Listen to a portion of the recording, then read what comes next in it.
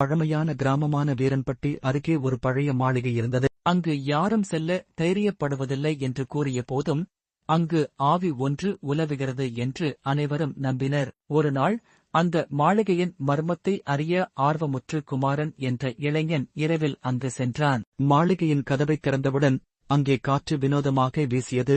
தீவட்டிகள் தானாகவே அணிந்தன. அவன் அசரடித்துப் போய் மெல்ல மாளிகைக்குள் நுழைந்தான். அங்கே ஒரு பழைய நாற்காலியில் வெண்மையான சேலையில் மூடிய ஒரு நிழல் அமர்ந்திருந்தது. என் குடியை நீ விட்டுவிடு என்ற பாழ்சத்தம் கேட்டது. அதிர்ச்சியடைந்த குமாரன் நிதானமாக நிழலை பார்த்து, உன்னுடைய கதையை சொல்லு என்றான். அப்போது நிழல் கூறியது, நான் இந்த மாளிகையின் முந்தைய உரிமையாளர். என் செல்வத்தை எல்லோரும் திருடிவிட்டனர்.